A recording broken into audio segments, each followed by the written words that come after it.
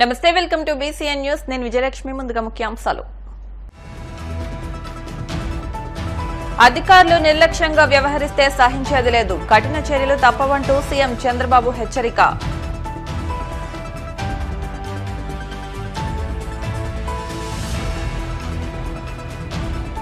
ముంబై నటి జత్వానీ కట్టడికి జగన్, సజ్జన్, చిందాల్ ప్లాన్ చేశారు. విమర్శలు గుప్పించిన ఏపీ కాంగ్రెస్ అధ్యక్షురాలు వైఎస్ షర్మిల.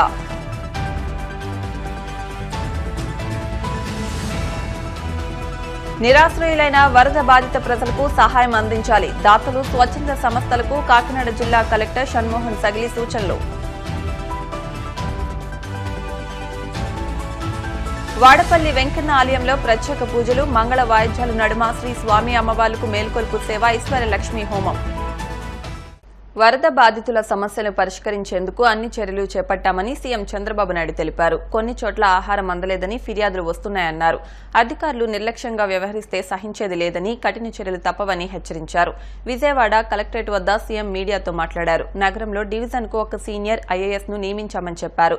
32 మంది ఐఏఎస్ అధికారులు సహాయక చర్యలో ఉన్నారన్నారు. 10 జిల్లాల నుంచి ఆహారం సమకూర్చామని, బాధితులకు 3 పూటలా అందించాలని ఆదేశించినట్లు చెప్పారు.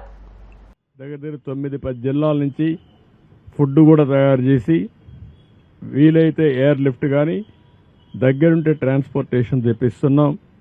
మార్నింగ్ బ్రేక్ఫాస్ట్కి కానీ, మధ్యాహ్నం లంచ్ కానీ, రాత్రికి డిన్నర్కి కానీ ఒకే ఆదేశం ఇచ్చాను.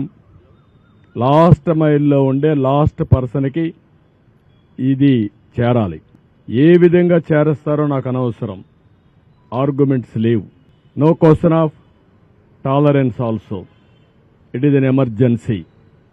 ఒక ఎమర్జెన్సీ వచ్చినప్పుడు ప్రతి ఒక్క అధికారి కూడా సర్వశక్తులు ఒడ్డి, అవసరమైతే మేము చెప్పిన దాంట్లో ఏమైనా డెఫిషియన్సీస్ ఉంటే మీరు కూడా కొంత మెషినరీ పెంచుకోండి. మీకు డిపార్ట్మెంట్స్ ఉన్నాయి, ఎగ్జిస్టింగ్ ఉండే డిపార్ట్మెంట్స్ ఉన్నాయి, పూర్తిగా సహకరిస్తారు. నాకు కావాల్సింది లాస్ట్ మైల్లో డెలివరీ జరిగి తీరాలి. 2 రోజుల నుంచి ఇబ్బందిలో ఉండే ప్రజలు ఇంకా కూడా ఇబ్బంది పడడానికి వీలు లేదు. అది చాలా స్పష్టంగా ఆదేశాలు ఇచ్చా. ఇంకా ఆదేశాలను అమలు చేయకపోతే చాలా కఠినంగా కూడా వ్యవహరిస్తా. ఆ విషయం కూడా చెప్తున్నా. నేను అందుకే చాలా క్లియర్గా హైరార్కీ ఇచ్చా. టెక్నాలజీ కూడా మైన్యూట్ డీటెయిల్స్ వర్కౌట్ చేసా. ఆ విషయం కూడా మీకు చెప్పాలి.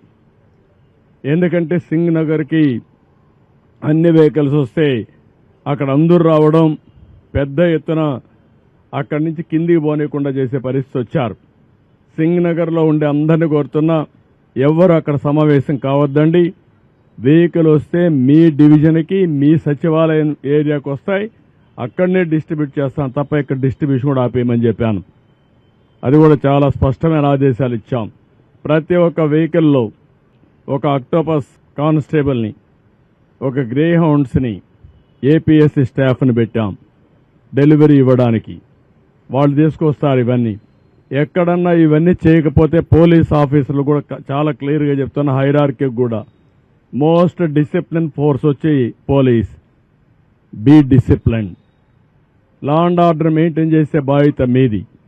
లా అండ్ ఆర్డర్ మెయింటైన్ చేయకపోతే నష్టం జరిగేది రిమోట్ ఏరియాలో ఉండే పేదవాడికి జరుగుతుంది. నేను చూశాను, వాళ్ళ బాధలు చూశాను. వాళ్ళ బాధలు చూసి అన్నతిర్థం ఒకటి కాదు. ఒక తండ్రి భార్యను వదిలిపెట్టి బిడ్డ బతుకు కోసం సేవ్ చేసుకోవాలని వచ్చాడంటే మనం ఊహించుకోవాలి.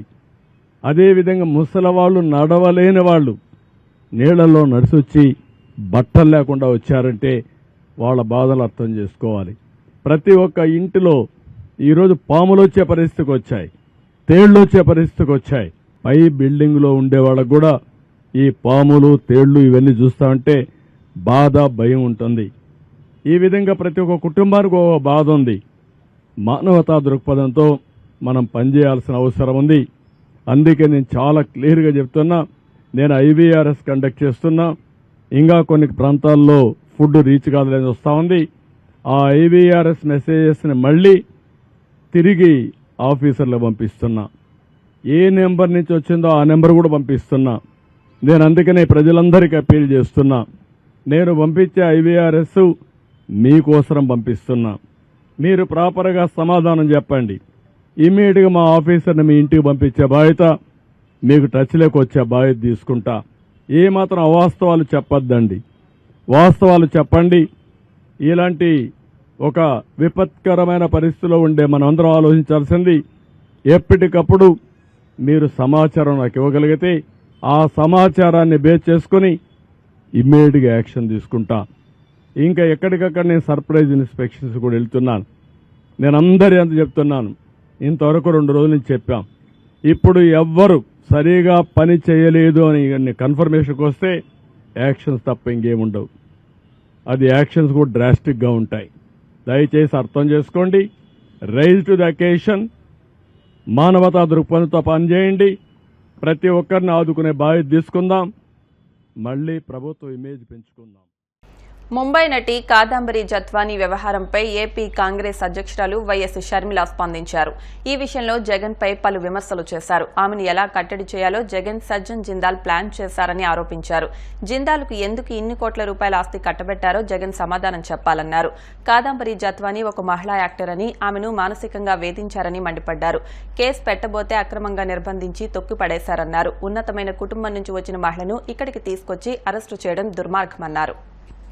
నేను కనుక్కుంటే నాకు తెలిసిన విషయం, ఆవిడ ఒక డాక్టర్ అని, ఇంటర్నేషనల్ ఇన్స్టిట్యూట్స్ కి రీసెర్చ్ పేపర్స్ కూడా రాసింది అని, ఒక అకంప్లిష్డ్ ఉమెన్ అని, ఆమె యాక్టింగ్ ఫీల్డ్ లోకి వచ్చి ఒక యాక్ట్రెస్ అవుదాం అనుకున్నారని, అలాంటి ఆవిడ నన్ను ఎక్స్ప్లాయిట్ చేశారు అని ఒక కేసు పెట్టబోతే, అది పెద్ద మనిషి సమాజంలో ఆర్థికంగా బాగా గట్టిగా స్ట్రాంగ్ గా ఉన్నవాడు కాబట్టి తొక్కాలని చూశాడు అని నాకు అర్థమైంది. కానీ ఒకటి ఆలోచన చేయండి, నిజంగానే కాదంబరి అనే ఆవిడ రిసీవ్ చేయాలనుకుంటే, నిజంగానే మోసం చేస్తునింది ఆయనను అనుకుంటే, అన్ని డబ్బులు ఉన్నవాడు ఒక 50 కోట్లు 100 కోట్లు ఆవిడకి ఇచ్చి ఆవిడ నోరు మూపించి ఉండగలడు. కానీ ఆవిడ ఏ ప్రెషర్ కు లొంగకుండా నాకు న్యాయమే జరగాలి అని నిలబడిన దానికి ఎంత ఘోరంగా ఆవిడ్ని తొక్కాలని చూశారు. వాళ్ళ తల్లిని, తండ్రిని, వాళ్ళు కూడా చిన్నవాళ్ళు కాదు. తండ్రి ఏమో నేవీ ఆఫీసర్ అట, తల్లి ఏమో రిజర్వ్ బ్యాంక్ లో మంచి పొజిషన్ లో పనిచేసిన ఆవిడట. అలాంటి వాళ్ళని కూడా జైల్లో పెట్టి, ఈమెను కూడా జైల్లో పెట్టి ఎంత దారుణంగా వీళ్ళ పవర్ ను దుర్వినియోగం చేసి, ఐఏఎస్ ఆఫీసర్లతో సైతం 15 మందో 20 మందో ప్లేన్ లో వెళ్లి హుటాహుటిన ఆమెను ఇక్కడ తీసుకొచ్చి అరెస్ట్ చేయడం అన్నది అన్యాయమే కాదు, ఇది వికెట్, ఇది క్రూవల్. నన్నే గనక తనొచ్చి సాయం చేయమని కోరమంటే, కొట్లాడమంటే తప్పకుండా కొట్లాడతాం అన్న పర్సనల్ కెపాసిటీ. ఎందుకంటే తనకు అన్యాయం జరిగింది అని స్పష్టంగా అర్థమవుతుంది. కాబట్టి జగన్మోహన్ రెడ్డి గారు కూడా సమాధానం చెప్పాలి. మీరు అధికారంలో ఉన్నారు, ఐపీఎస్ ఆఫీసర్లు మీ చేతుల్లో ఉన్నారు. మరి అలాంటప్పుడు మీకు తెలియకుండానే మీ ఆఫీసర్లు సజ్జన్ జిందాల్కు సాయం చేయబోయారా? సజ్జన్ జిందాల్కు మీకు ఉన్న సాహిత్యం సంబంధం గురించి సజ్జన్ జిందాల్ గారే చెప్తున్నారు. మరి మీ ఫ్రెండ్ను కాపాడడానికి మీరు ఇంతగా దిగజారిపోతారు అని నేనైతే ఊహించలేదు. అసెంబ్లీలో నిలబడి జగన్మోహన్ రెడ్డి గారు చెప్పిన మాట, నాకు 2 కూతుర్లు ఉన్నారు, వాళ్ళకు అన్యాయం జరిగితే ఎలా ఉంటుందో నాకు తెలుసు అని చెప్పిన వాడు, పక్కన ఇంకొక ఆడబిడ్డకు అన్యాయం జరుగుతుంటే, తన హక్కుల కోసం కొట్లాడుతుంటే తప్పుడు కేసు పెట్టించి, ఒక ఫోర్జరీ కేసు కోసం ఆలోచన చేయండి. ఎవరైనా ఒక ఫోర్జరీ కేసు కోసం 15 మంది ఐపీఎస్ ఆఫీసర్లు అంతవరకు వెళ్లి అరెస్ట్ చేసి తీసుకొస్తారా? దీని మీద ఎంక్వైరీ జరగాలి. జగన్మోహన్ రెడ్డి గారు కూడా సమాధానం చెప్పాలి. రాష్ట్రంలో వివిధ ప్రాంతాల్లో వర్షాలు, వరదల వల్ల ఇబ్బంది పడుతున్న ప్రజలను ఆదుకునేందుకు స్వచ్ఛందంగా సహాయం చేయాలనుకునేవారు స్వచ్ఛంద సంస్థలు కాకినాడ కలెక్టర్ కార్యాలయం, జిల్లా రెవెన్యూ అధికారికి క్యాష్ రూపంలో గానీ, చెక్ రూపంలో గానీ, వస్తు రూపంలో గానీ అందజేయవచ్చునని కలెక్టర్ షణ్మోహన్ సగిలి తెలిపారు. ప్రకృతి విపత్తు కారణంగా నిరాశ్రయులైన ప్రజలను ఆదుకునేందుకు సామాజిక బాధ్యతతో వివిధ స్వచ్ఛంద సంస్థలు, దాతలు ముందుకు వచ్చి విరివిగా సహాయం చేయాలని కలెక్టర్ కోరారు.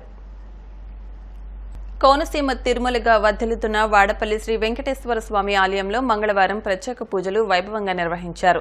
మంగళ వాయిద్యాల నడుమ శ్రీ స్వామి అమ్మవార్లకు మేల్కొలుపు సేవను నిర్వహించిన అనంతరం ఐశ్వర్య లక్ష్మి హోమాన్ని జరిపించారు. అర్చకులు శ్రీ స్వామి అమ్మవార్ల వసంత మండపంలో అష్టోత్తర పూజలు నిర్వహించగా ప్రత్యేక అలంకరణలో ఉన్న స్వామిని దర్శించుకుని భక్తులు తరించిపోయారు.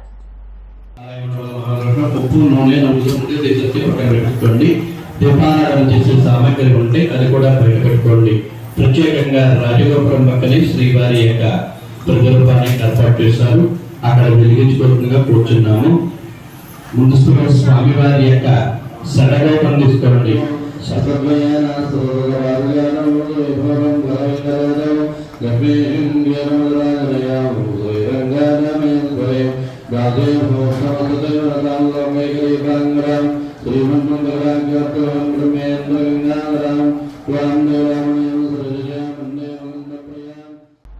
ప్రధాని నరేంద్ర మోడీ ప్రవేశపెట్టిన అనేక పథకాల వల్ల మారుమూల ప్రాంతాల్లో సైతం ప్రజల జీవన స్థితిగతులు మెరుగుపడ్డాయని, కేంద్రం అందించే సంక్షేమ పథకాలను అర్హులందరూ సద్వినియోగం చేసుకోవాలని కేంద్ర ఉక్కు, భారీ పరిశ్రమల శాఖల సహాయ మంత్రి భూపతిరాజు శ్రీనివాస్ వర్మ పిలుపునిచ్చారు. ఈశాన్య రాష్ట్రాల అధికారిక పర్యటనలో భాగంగా అరుణాచల్ ప్రదేశ్ రాష్ట్రంలో కేంద్ర సహాయ మంత్రి శ్రీనివాస్ వర్మ విస్తృతంగా పర్యటించారు. తొలుత తూర్పు సియాంగ్ జిల్లాకు చేరుకున్నారు. అక్కడ తూర్పు పాసిఘాట్ ఎమ్మెల్యే తాపీ దరాంగ్, తూర్పు సియాంగ్ జిల్లా deputy commissioner Tayi Taggu, superintendent of police Sachin Kumar Singhal, ఐపీఎస్తో పాటు ఇతర అధికారులు ఘన స్వాగతం పలికారు.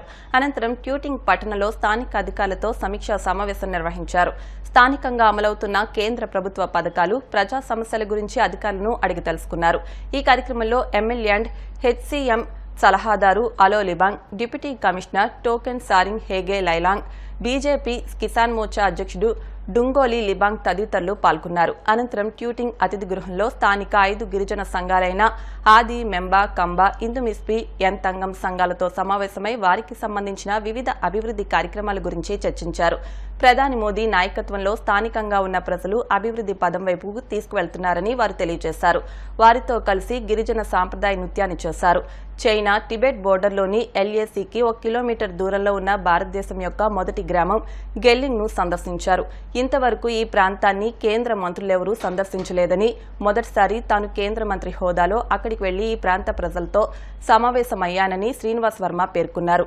స్థానికంగా ఉన్న గౌతమ బుద్ధుని మందిరాన్ని సందర్శించానని, 1962లో చైనాతో యుద్ధ సమయంలో చైనా వాళ్లు ఈ గుడిపై దాడి చేసిన సందర్భంగా ఏర్పడిన బుల్లెట్ గుర్తులు ఇప్పటికీ అలానే ఉన్నాయన్నారు. మొట్టమొదటిసారి ఈ ప్రాంతంలో పర్యటించిన కేంద్ర సహాయ మంత్రిని ఆ ప్రాంత సాంప్రదాయాల ప్రకారం ఘనంగా సత్కరించారు.